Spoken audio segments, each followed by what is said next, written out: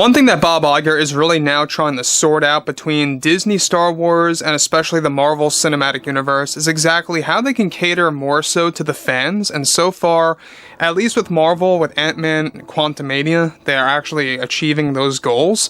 But with Star Wars, they are about to make great change behind closed doors when it comes to bringing Star Wars back to the cinemas, back to the movies once again, to really kind of gain revenue by repeat ticket sales, also by ticket sales alone, and especially really putting out more Blu-rays and stuff around those lines. This is Mike Zero. Subscribe if you're new and like this video to see future Star Wars updates. I'm also on Twitter at Mike01. I thank you also very much for the great and kind support. Now, ever since 2019, we have not seen a Star Wars movie. The Rise of Skywalker was the end of the sequel trilogy, and ever since then, Kathleen Kennedy called for an official hiatus on Star Wars films. That was all Kathleen Kennedy driven. She convinced Bob Iger at the time to go ahead and do that. Bob Chapek, when he came on board in 2020, he didn't really like that hiatus, and it wasn't the right time to put out Star Wars movies anyway during that time, so that couldn't work. And so here we stand today. 2023, things are loosening up. We've had a couple of examples of movies that have become big hits in the theaters again, such as Top Gun Maverick, Avatar The Way of Water did pretty well, and Ant-Man Quantumania is going to do even better, I believe, at least on the Marvel end of things. Now, with that being said, what's really intriguing is exactly what they have planned for the future of Star Wars. Now, we already know that they are planning a format to create a alteration between trilogy movies and one-off films. Basically what they did from 2015 until 2019, right? So with that being said, with Bob Iger getting ready to develop new Star Wars movies to bring Star Wars back to the cinemas, however, it's described that as of right now, they are beginning to work on a new lineup of upcoming Old Republic trilogy films. The first of which is set to focus on multiple characters like Darth Bane, Revan, Malgus, Zana, and others at different points in time during this era. As of now, Disney has all eyes on Michael Fassbender, as we talked about a couple of days ago, to portray Darth Bane. They are also focused on actress Marion Cotillard to portray Darth Zana, who is Bane's apprentice in the upcoming Old Republic movie that will kickstart the new trilogy. Now, initially, Lucasfilm wanted Cotillard to portray a brand new character, however, they are now focused on casting her as Zana. Bane and Zana's story for this film is said to be deeply inspired from the Old Republic book.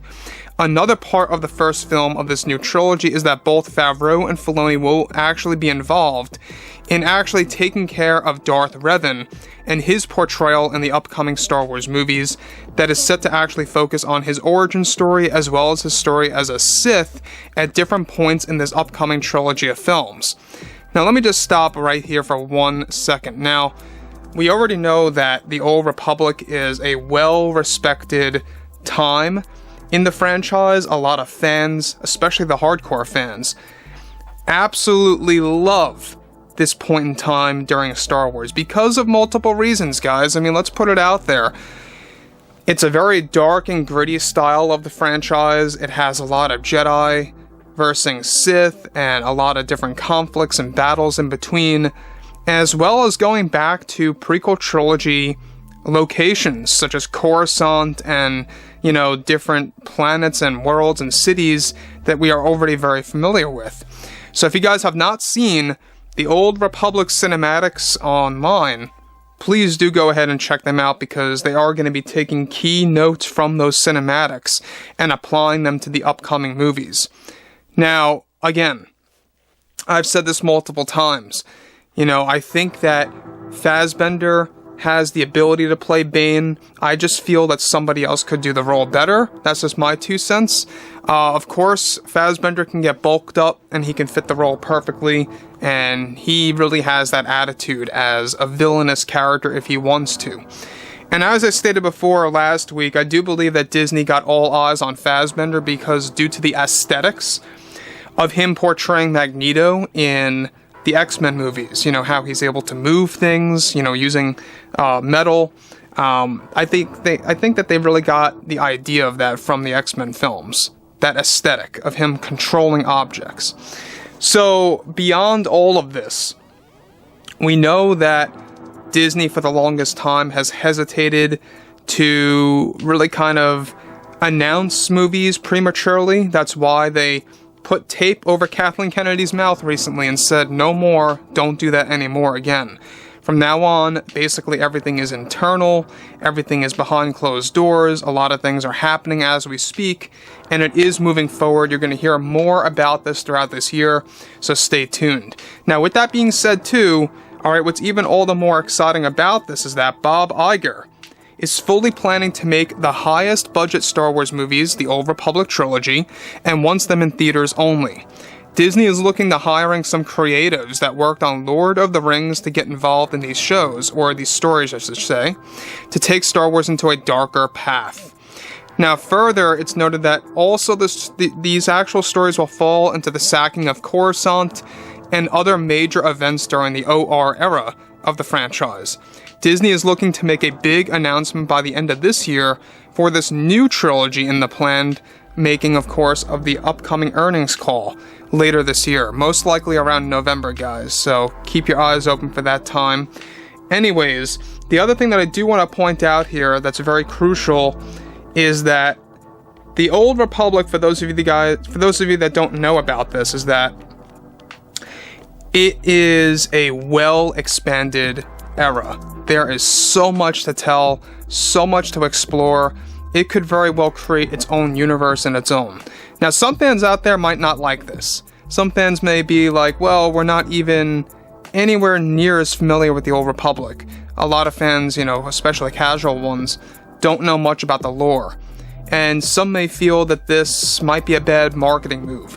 I, however, think it's a great marketing move. I think that embracing a dark and gritty trilogy, focusing on Jedi and Sith, focusing on different conflicts, and revisiting familiar locations in the prequel trilogy, except in the Old Republic, it's going to be a game changer. It's going to be a very big success, given that Favreau and Filoni are becoming co-writers, as well as George advising and looking over things here and there and becoming a co-writer as well.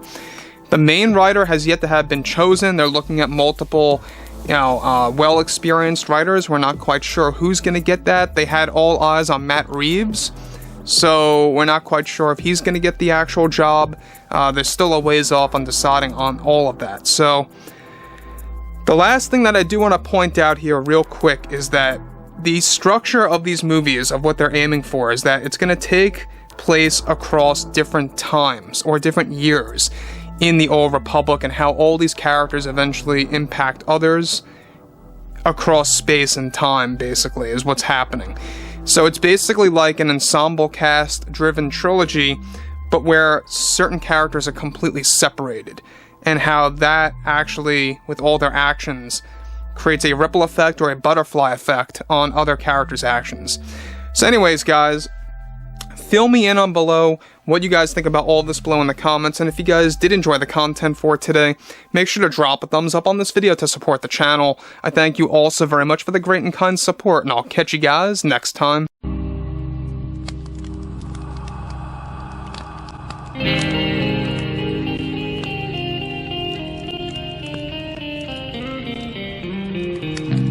Gun in hand, we are alone again. No, I'm not the one from night to moon.